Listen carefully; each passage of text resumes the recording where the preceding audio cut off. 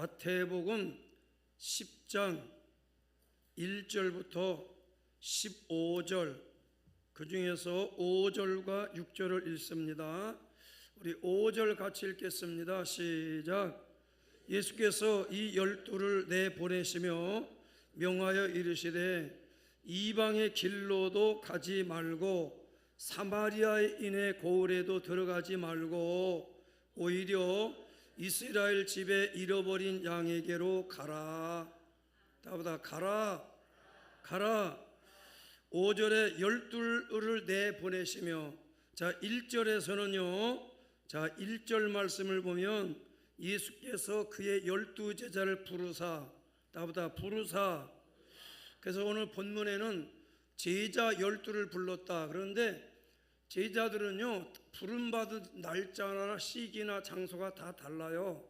그냥 불렀다는 것은 통칭해서 12를 불렀다 이렇게 말하고 있어요. 그리고 부름받아서 예수님 옆에 영원히 있게 하지 않고 부름받은 그들은 보내셨다는 거예요. 다보다 보냄을 받은 자. 그래서 오늘 말씀의 제목은 보내심을 받은 자라, 이런 제목으로 말씀의 은혜를 나누겠습니다. 그러니까 예수님이 12를 불렀는데 부르신 그 예수님이 또 12를 5절에 보니까 예수께서 12를 내보내셨다. 사명자로 보냈다는 겁니다. 그래서 이 12는 믿는 자의, 그저 이스라엘에는 12 지파가 있고 예수님에게는 12 제자가 있듯이 이 시대 우리는 주님이 부르신 자요, 또 하나 이 시대를 위해서 우리를 보내신 자라는 걸 잊지 마셔야 돼요.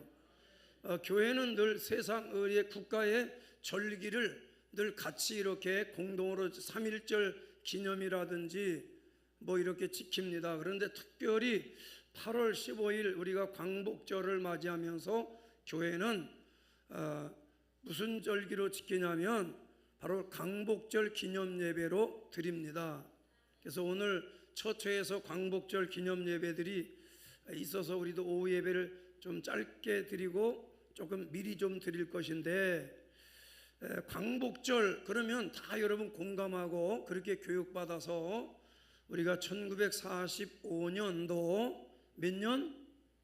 45년 8월 15일 날 우리 조국이 우리 힘으로 광복한 게 아니라 미국의 도우심으로 우리는 광복을 했습니다.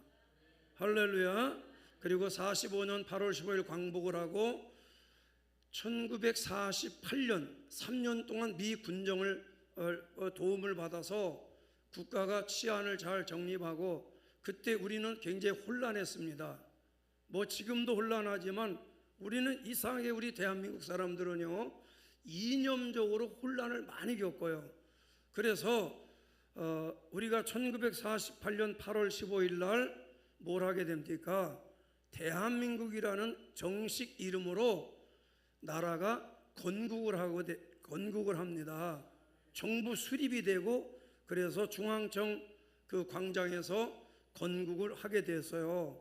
그래서 우리나라는 정식으로 1948년 8월 15일이 건국절입니다. 우리는 광복절보다 중요한 게 일제로부터 해방된 것보다 좋은 게 나라를 되찾고 대한민국이라는 나라를 다시 세우게 됐다는 것에 대해서 세계 모든 나라는 건국절을 중요하게 여깁니다. 그런데 우리나라만 건국절을 자꾸 지키질 않고 광복 그러고, 그것도 우리 어제 그 서초동 쪽으로 지나갔지 않습니까?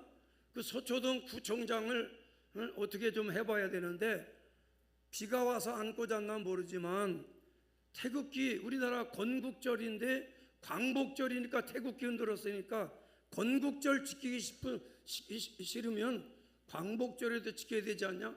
도로에 태극기 그 꼽는 데가 비었어요. 나는 못 봤는데 오연자 권사님이 나에게 정보를 제공해 줬어요. 이거 됩니까? 그래서 우리는 1948년 8월 15일 건국절을 대한민국이 건국됐다 하는 거 얼마나 감사해요. 대한민국의 백성으로 살아갑니다. 그리고 초대 대통령은 누굽니까? 이승만 대통령이 초대 대통령에도 불구하고 이승만을 지우기 위해서 건국절을 안 지킵니다. 그리고 좌파들은 무슨 얘기냐면 1919년 4월 며칠 날 상해 임시정부에서 건국했다. 미안하지만 1919년도는 우리가 나라가 없었어요. 글자 그대로 임시정부예요. 임시정부. 48년 8월 15일은 임시정부가 아니라 정식 정부로 건국을 했어요. 그 건국절은 당연히 1919년을 4월 며칠 날을 하는 게 아니고 1948년 8월 15일 건국절로 지켜야 되죠. 아멘입니까?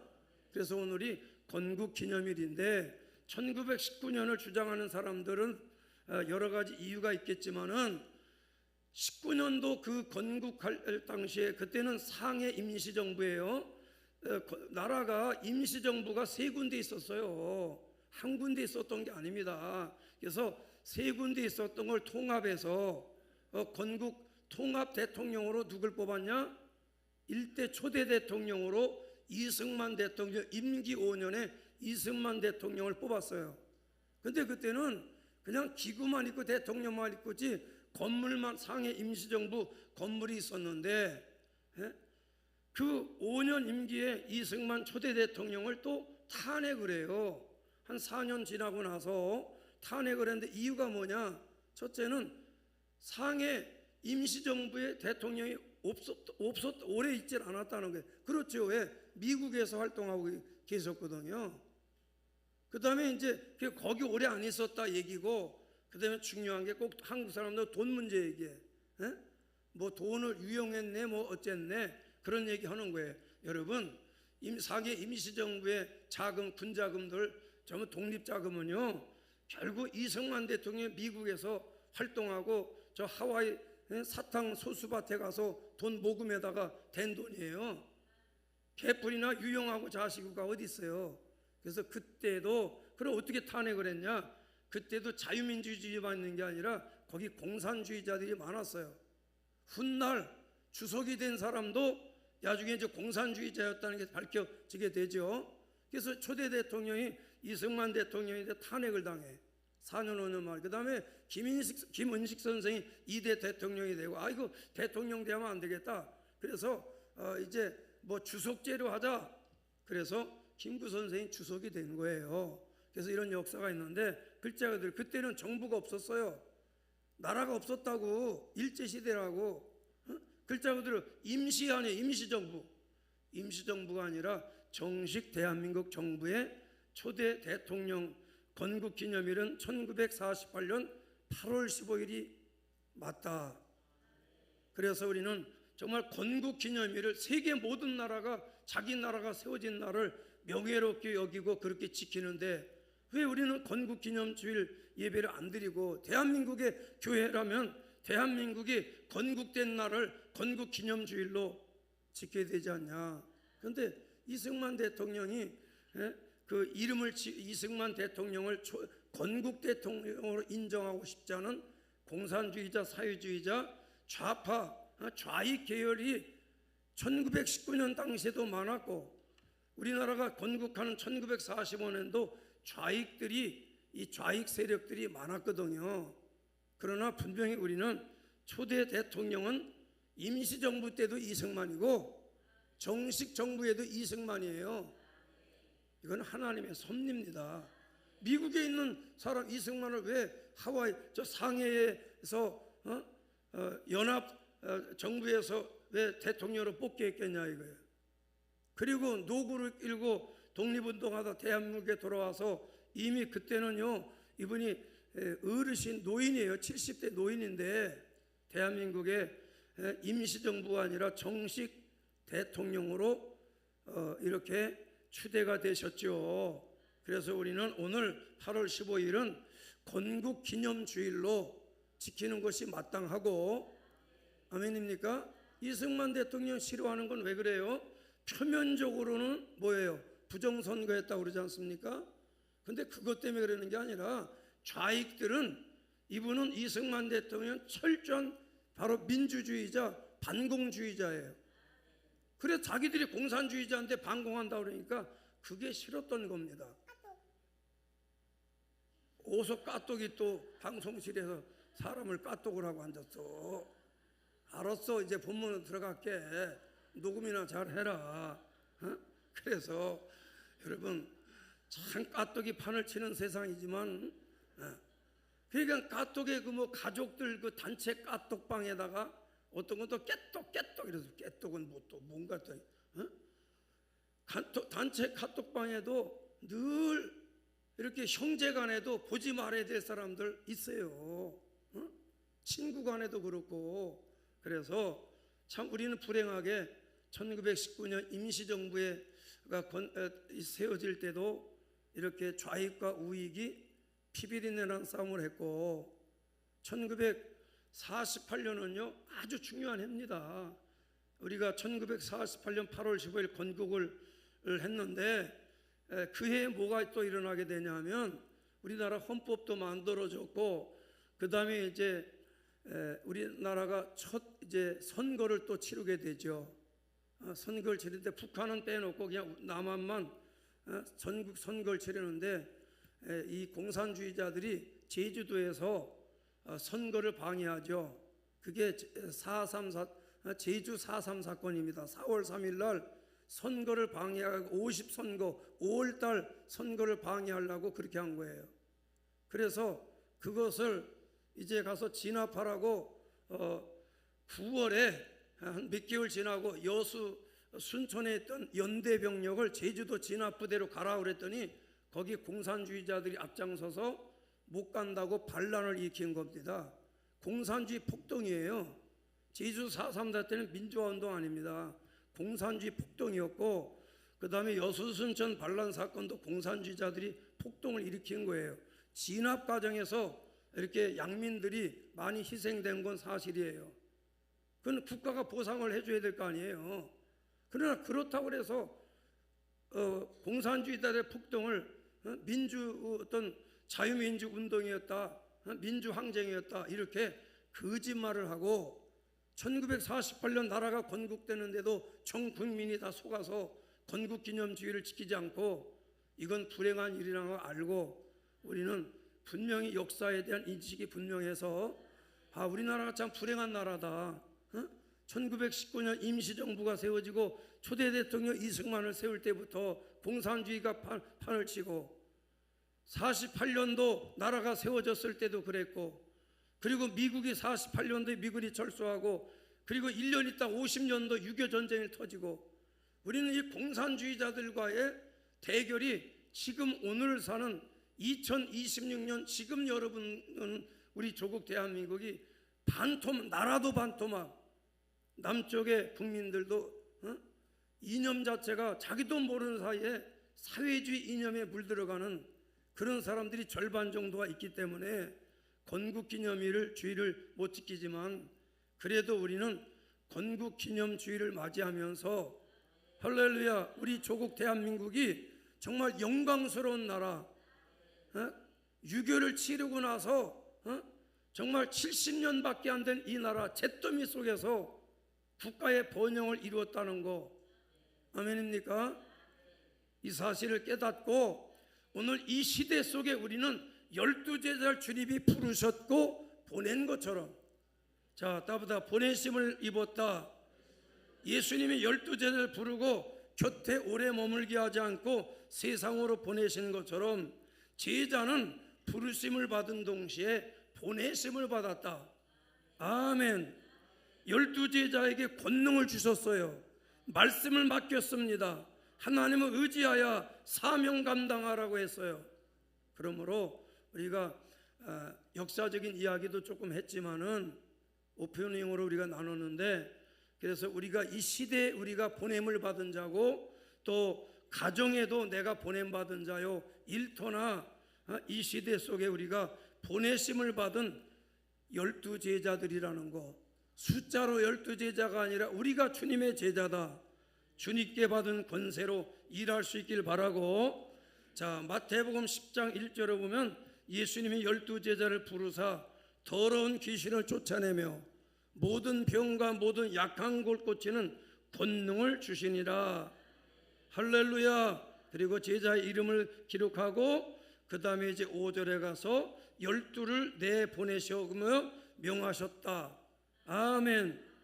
그래서 오늘 우리도 이제 그렇다면 보내심을 받은 사람은 어떤 자세로 살아가야 될까? 주님, 내가 보내심을 입었는데 이 시대의 목회자로서, 성도들로서 우리는 어떻게 살아야 됩니까? 첫째는 1절이지요. 보내심을 받은 자는 주님께 받은 권세로 일을 해야 된다. 자, 따라합시다. 권세로 일합시다. 모든 병과 약한 걸 고치는 권능을 주셨다고 그랬어요. 우리는 예수 이름을 받았습니다. 그러면 그 예수 이름이 권능이에요.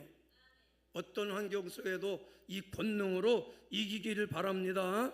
제자를 보내기 전에 먼저 권능을 주셨다.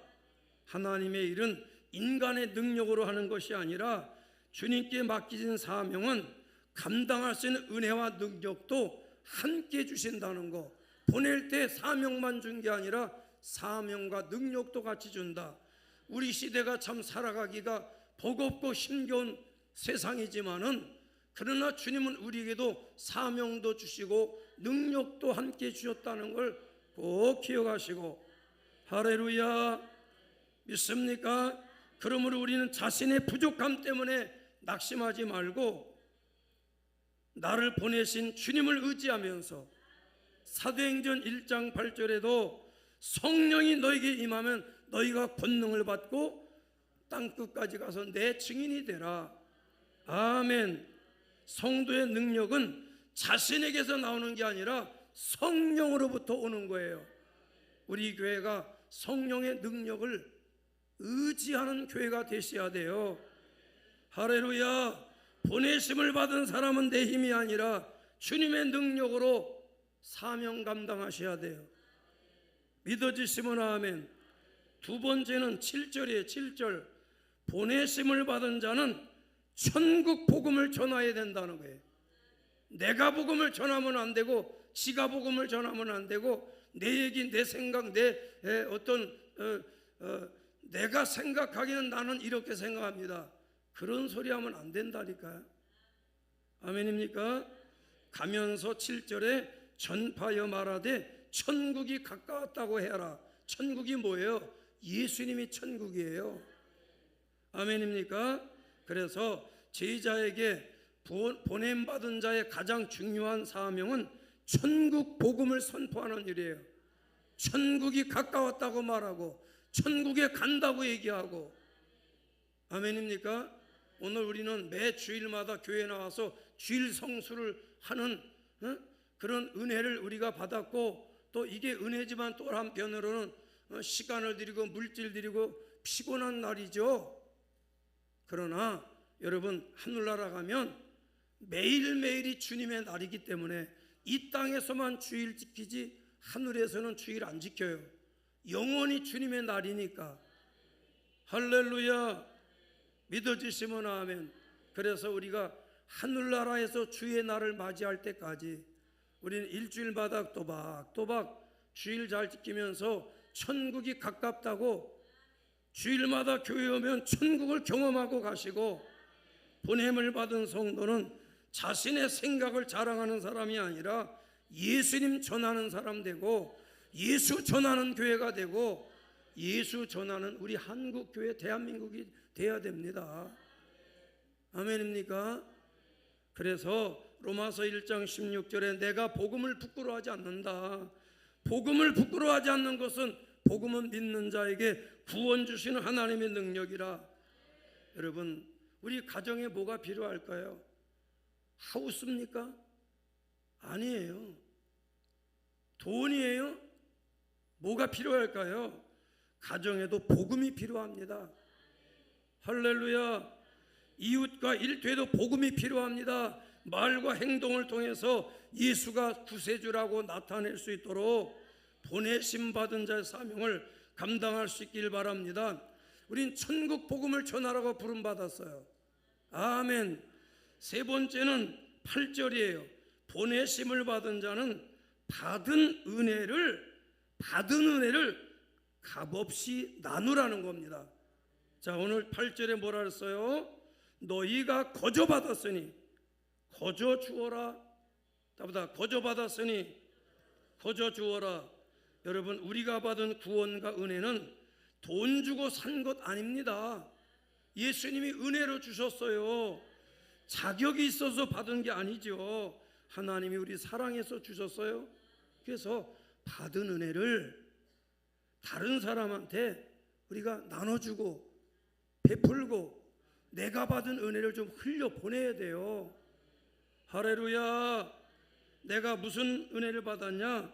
사랑이라는 은혜를 받았으면 그 사랑을 받았으면 사랑을 흘려 보내야죠. 내가 용서받을 수 없는 죄인인데 용서받았다? 그러면 나만 절대시하지 말고 나는 다 잘하고 너는 다 잘못이다 이러지 말고 용서를 우리가 흘려야 돼요. 내가 위로의 은혜를 받았다. 슬픔 당한 사람 위로하는 역할 잘 감당하셔야 되지 않겠어요? 할렐루야. 전 국민을 위로하지 못하더라도 우리 삼각산 지체들이 위로가 필요할 때 여러분 위로 많이 받으셨으면 그 위로 좀 나눠주며 살아야죠. 할렐루야. 낙심한 사람, 절망한 사람, 아픈 사람 때는 위로하라고 우리를 주님 불렀어요. 믿어지시면 아멘. 그래서 베드로는 베드로전서 4장 10절에 뭐라 그랬어요? 은사 받은 대로 여러 가지 은혜를 맡은 선한 청지기같이 서로 봉사하라. 내가 받은 은혜가 뭔가를 깨닫고 나에게 무슨 은혜를 주셨는지 알고 이 은혜를 나눠줄 수 있는 우리 모두 되기를 축원합니다. 은혜 받은 사람은 은혜를 보내는 통로로 쓰여지고, 할렐루야, 받기만 하는 신앙에서 나누어주는 신앙으로 성장을 해야 되죠. 할렐루야. 아멘입니까? 그래서 여러분들 우리 모두가 이 은혜를 나눠주는 이 역할을 잘 감당하셔야 돼요. 아멘입니까? 어제 우리가 이봉호 장로님 고향에 다녀왔지 않습니까? 그래서 거기 이제 식당하는 백권사님 통합적인 여자 장로가 있어요. 그래서 지금 장로 됐는데 그 백 장로님이 나보고 목사님 얼굴만 봐도 은혜가 됩니다. 장례 치르러 온 사람한테 깜장 옷 입고 땀은 나가지고 와이셔츠가 까만 와이셔츠가 수금에 쩔었는데 뭘 은혜가 된다고 그래요. 여러 가지 의미가 있어요. 그분이 말하는, 내가 영분 변호사 있다니까, 목사님 얼굴만 봐도 은혜가 됩니다 하는 게 여러 가지 의미가 있어요. 이 시대 은혜 받으며 산다는 게 얼마나 쉬운 일이 아니에요. 할렐루야. 우리 교회를 은혜가 넘치는 교회를 만들어야 돼요. 그래서 은혜 받은 사람으로 우리가 좀 필요할 때마다 그때마다 은혜를 좀 나눠줄 수 있고, 할렐루야. 우리 옆 사람한테 무슨 은혜가 필요합니까? 제가 좀 나눠드리겠습니다. 개뿔도 없는 게 맨날 그냥 지가 다 주겠다고 그러지 말고. 자, 네 번째, 보내심을 받은 자는 뭐요? 공급하시는 하나님을, 능력을 믿어야 돼요. 다보다 공급하시는 하나님을. 자, 오늘 10절에 보면 뭐라 그랬어요? 여행을 위해서 배낭, 두벌 옷 한 벌만 입으라는 거예요. 두 벌 가져가지 말래. 두 벌 옷이나 신이나 신발도 신은 것만 신고 가져가지 말고 지팡이를 가지지 말라. 이는 일꾼이 자기의 먹을 걸 받는 게 마땅하니라. 그러니까 하나님의 일꾼에게는 하나님이 필요한 거 준다는 거예요. 믿으시면 아멘. 그러니까 무슨 말이야? 하나님이 보내실 때는 우리는 하나님의 은혜로 산다는, 주님이 공급하는 은혜로 산다. 이걸 꼭 기억하라는 것이죠. 할렐루야. 그래서 무계획하게 살아라 그 뜻이 아니에요. 계획 없이 그때그때 즉흥적으로 살라 그게 아니라 사명을 맡기신 하나님이 필요한 거 공급하시는 사실을 믿으라는 거예요. 할렐루야. 그래서 10절 끝에 그랬잖아요. 일꾼이 주의 일하는 사람은 자기 먹을 거 따보다 받는 것이 마땅하니라. 아멘. 주의 일했으면 주님이 마땅히 다 받게 해주시게 죽이시겠죠. 그치? 아멘들이 주고 담임 목사를 풍기려고 그러나? 일꾼이 자기 먹을 거 받는 게 마땅하다. 할렐루야. 자, 빌립보서 4장 19절에 나의 하나님이 예수 안에서 영광 가운데 풍성한 대로 너희 모든 쓸 걸 채우시리라. 답답 풍성한 대로 너희 쓸 걸 채우리라. 아멘입니까? 썩은 저수지 물처럼 가둬두고 살지 말고 아침에 샘물 나면 그거 기르다가 샘물 먹고 점심 때 샘물 먹고, 왜 우리 옛날 엄마들이 우물에 하루에 몇 번씩 물 들어간 줄 알아요? 샘물 먹으려고. 아침밥 지을 때 샘물 떠다가 쌀 씻었다니까. 어제 물 떠다 놓은 걸로 안 한다니까. 샘물로 쌀 씻고 샘물로 점심하고 샘물로 저녁하고.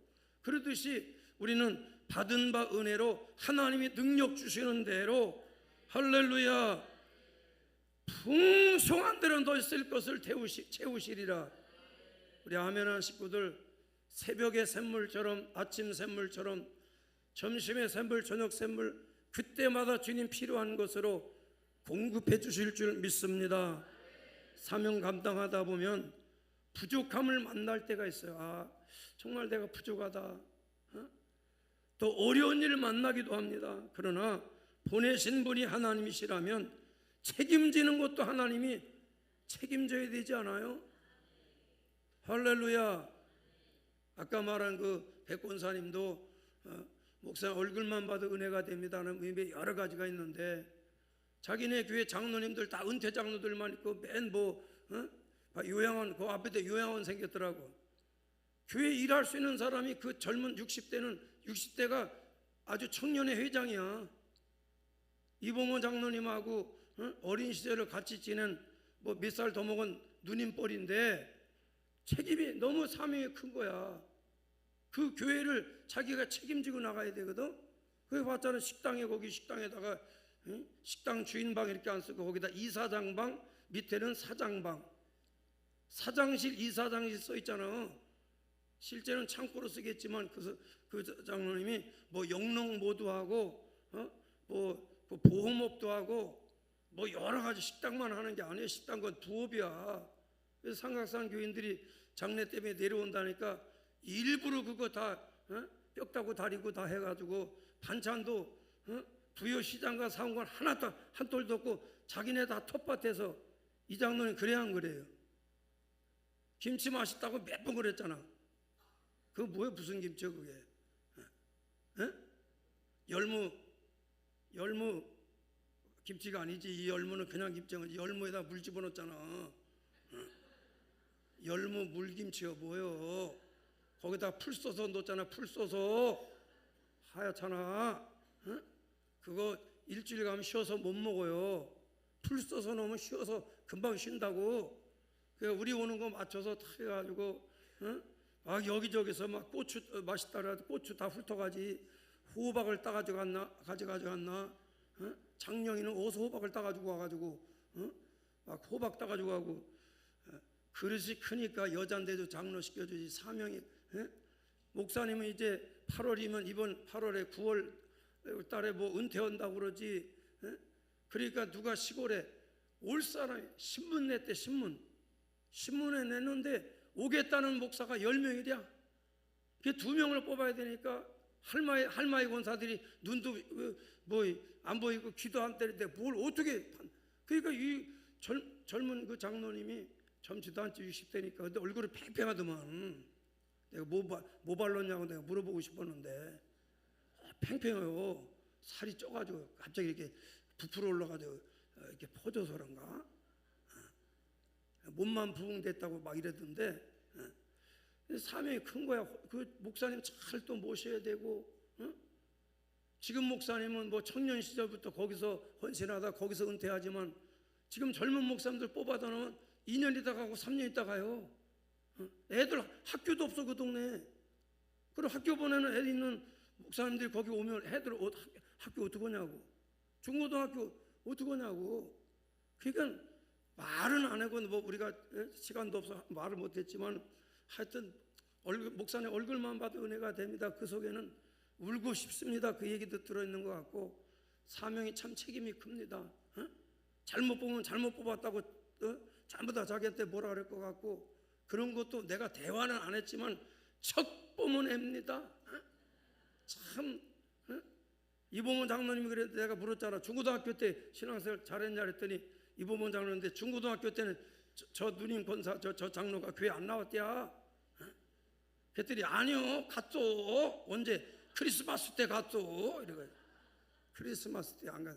그 동네 애들이 이 장로님 얘기하는데 그 이 마을 저 마을 애들이 여름 성경학교 하면요 350명이 왔대. 걔들이 다 지금은 교회 떠나는 게 대다수겠지만 그 중에는 이 장로님처럼 보냄을 받은 자로서 삼각성교회를 잘 섬기고 그 백권사님처럼 자기는 중고등학교 때는 가지도 않았는데 그냥 청년 때 어디 외지에 나갔다 성령 받아가지고 그 사람 성령 받았어요. 내가 부흥회에서 알아. 성령 받았거든. 그러니까 보냄 받아 자기 고향이지 고향 교회는 아니고 고향에 있는 교회인데 그 교회 이제 이렇게 장로 돼서 섬겨야 되니까 그 부담감이 얼마나 크겠어요. 목사님 은퇴하시고 이제 원로 목사님으로 고향을 떠나게 되고 새로운 목사님 뽑아야 되는데 오게 되는 놈은 10사람인데 그 중에서 한 사람을 뽑아야 되니 그 부담감이 얼마나 크겠냐 이거야. 우리는 그리고 350명 모였던 애들이 지금은 교회 안 나가겠지만 어딘가에 도심지로 나가서 예수 믿고 집사 되고 권사 되고 장로 되고 어째 아멘들이 없어. 가깝게는 저 대충 정도니까 대전 가서 또는 뭐 서울로 부산으로 직장 따라 이렇게 해서 장로로 섬기는 사람도 있을 테고 목사가 돼서 섬기는 사람도 있을 테고 할렐루야. 우리 모두는 하나님의 보내심을 받은 자로서 공급하시는 힘을 믿어야 돼. 직분 감당할 수 있는 능력도 주시고 아멘. 그래서 우리는 환경보다 공급하는 하나님을 바라봐야 된다. 농촌교대요 하나님의 은혜 내리시면요 지금 농촌교회 굉장히 좋아요. 시골교회 얼마나 좋은지 몰라요. 지방화 시대야. 지금은 서울의 목사님들이 고생해요. 정말 서울에 있는 개척교회 목사님들이 고생합니다. 일단 시골 가면요 공기가 좋아. 그래서 이 장로님 그 담임 목사님이었던 정 목사님 내가 어제 만나자마자 아주 건강해 보십니다 그랬더니 건강해야 돼요. 그래서 공기가 좋은 걸 여기서 다 마시고 사시니까 우리는 2분마다 한 번씩 독을 마셔요. 서울서는 좋은 공기 마셔가지고 건강하신 거 아니냐고. 물 좋은 거 먹고 공기 좋은 거 마시는 게 어떤 영양제 비타민C 빼놓고는 어떤 걸 마시는 것보다 좀 지금 시골이 얼마나 살기 좋은지 몰라. 다 배달해주고 뭐 냉장고 다 있겠다 뭐 한번 나가 사다가 놓고 재워놓고 먹고 살지 얼마나 좋아요. 옛날에는 하고 싶어도 못하는 일이만 너무 가난하니까. 지금은 이 나라 가난을 면했지 않아요? 그래서 하나님이 공급해 주신 은혜로 이 나라가 가난 면했지 뭐 지도자 잘 세우는 거. 여러분 그래서 마지막은 보내심을 받은 사람은 결과를 주님께 맡겨라. 어디에 써 있어? 14절에 누구든지 너희를 영접하지 아니하고 너희 말을 듣지 아니하거든 그 집이나 성에서 너희 발에 먼지를 떨어버려라. 먼지 떨래니까 무슨 총채 들고 가서 빗자루 들고 가서 신발에 먼지 털라는 말이 아니라 미련 두지 말라 하는 거예요. 왜? 내가 전도했는데 왜 안 믿냐? 걱정하고 두려워하지 말고 복음을 전해도 받아들이는 사람도 있고 거절하는 사람도 있는 거지 결과는 주님께 맡기세요. 우리는 우리 뜻대로 기도할 뿐이고 결과는 하나님이 역사하는 거예요. 그래서 주님은 제자들이 거절당함 때문에 사명을 포기하지 말고 아주 발에서 먼지를 떨어버려라. 그 말은 결과를 주님께 맡겨라. 아멘. 그래서 고린도전서 3장 7절에 심는 이나 물 주는 이가 아무것도 아니로되 자라게 하는 하나님이다. 믿어지시면 아멘. 그래서 여러분, 사람들이 반응한 거에 지나치게 여러분들 낙심하거나 또 교만하지 말고 사명 충성스럽게 감당하기를 축원합니다. 결과는 주님께 맡기는 거. 우리는 어떤 기도 제목이 있을 때 기도하지만 그건 내 뜻대로 하옵소서고, 그러나 결론은 뭐요? 주의 뜻대로 하옵소서. 아멘. 그래서 우리가 세상 속에 우연히 살아가는 게 아니라 우리는 다 보냄받은 사람이다. 자, 옆 사람 눈 좀 뜨고, 자, 옆 사람한테 얘기해요. 우리는 보냄받은 사람입니다. 자, 그래서 성령의 능력도 주셨고, 복음을 맡겼고, 받은 은혜도 나누게 하시고, 필요를 공급해 주시고, 사역의 열매도 우리 예수님 친히 책임져 주시고, 주여 나를 보내주시옵소서. 주님 보내주는 곳에 주님의 능력으로 복음 전하며 은혜 나누며 결과는 주님께 맡기고 살아가는 보냄받은 제자로 살게 하옵소서. 기도의 제목 삼기를 축원합니다. 이번 한 주간도 할렐루야, 우리 모든 삶 속에서 보냄받은 자로서의 사역을 잘 감당하시고, 일터나 직장이나 어떤 환경이 됐든지 우리가 보냄받은 자라고 하는 복된 성도 되기를 축원합니다. 할렐루야. 우리 옆 사람한테 축복합시다.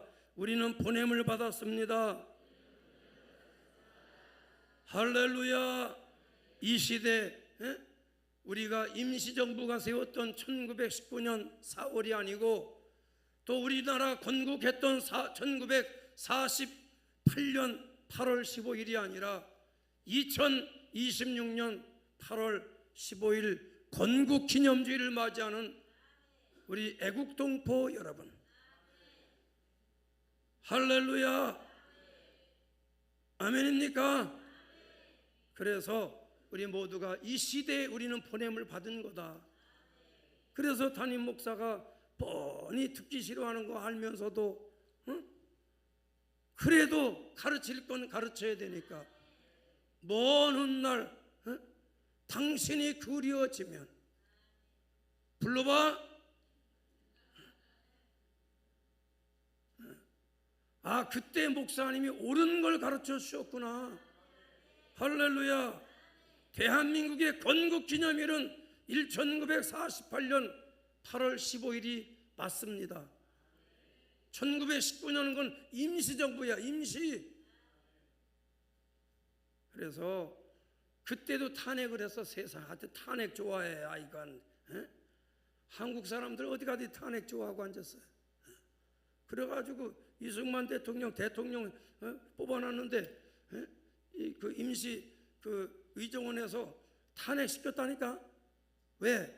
그 임시 2층이 임시정부 청사라는 게 요만한 거 하나, 쬐끄만 2층 만화가게만한 건데 뭘 넘어 거기에 안 있었다고 탄핵당했어. 아니, 미국에 있는 거 알고 뽑아줬잖아요. 왜 거기다 대고 손가락질을 해요? 아니, 미국에 있는 거 알고 왜 뽑았냐고. 그러면 그럼 뭐 공금을 뭐 썼다. 아니, 그 돈 다 이승만 대통령이 미국 가서 저 모금에다가 미국 교회한테 손 벌려고 그처럼 돈 받아다가 그거 다 움직인 건데, 뭘로 뭐 돈 썼다고 개뿔이나 뭐 쓸 것도 뭐가 있어야 쓰지. 무슨 횡령을 했다고 갖다가 사람을 갖다가. 왜? 그때도 좌파들이 거기 의원이야, 의원. 그때도 좌파 있었다니까. 좌파가 아니고 그때는 공산주의자, 사회주의자 좌익들 때문에 했는데, 지금도 여러분 옆에 요 좌익들이 있습니다.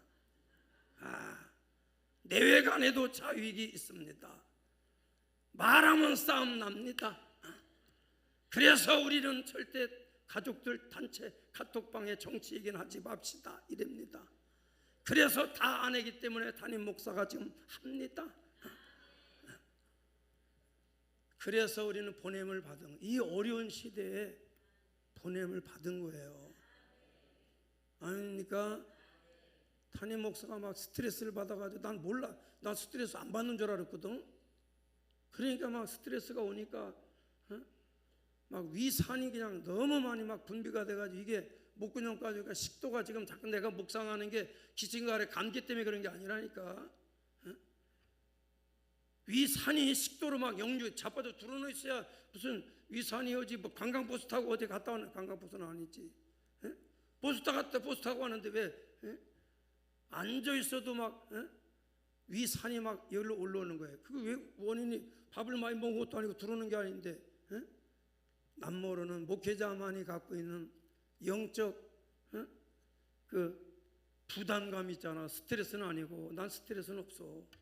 부담감. 이 시대를 살아가는 목사로서의 어떤 영적 부담감이 있다. 좀 아멘 좀 하라 이 좌파들아. 아이고. 그렇게 아멘을 골라서 오냐?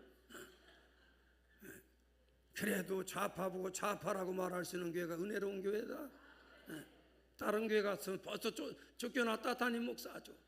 뭐 우리 보고 좌파라고 이래가지고 자 모여라 저쪽 아랫령 이쪽으로 모여 이래가지고 아랫령 모여 위엔령으로 어디로 가냐?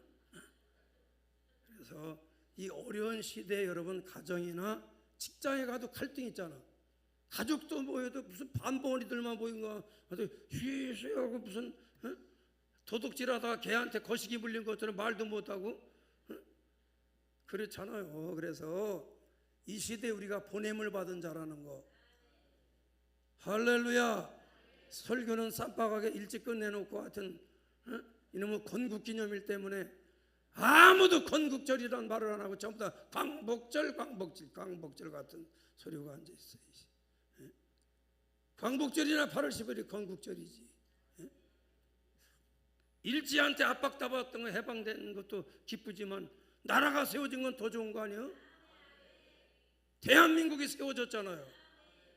믿어주시면 아멘. 그래서 이런 어려운 시대 여러분과 제가 보냄을 받았다 잊지 말고 그래도 단체 카톡방에 말 조심해요. 아무거나 막 갖다 디렸다 올렸다가는 조용히 빠져나가는 것도 있고 말도 안 하고 빠져나가고 이런 거 올리지 맙시다 이러고 빠져나가는 것도 있고 여러 가지가 있어요. 그건 싸워서 될 일이 아니라 보냄을 받은 자로서 꾸준히 기도하면서 자, 옆 사람한테 우리는 보내심을 받았습니다. 이 사명 잘 감당하길 바라고 예수님의 사명 받고 보냄 받았다 그 뜻이에요. 오늘 주신 말씀 굳게 붙잡고 이 환자가 더 승리하게 없어서 우리 주여 한번 부르고 기도합니다.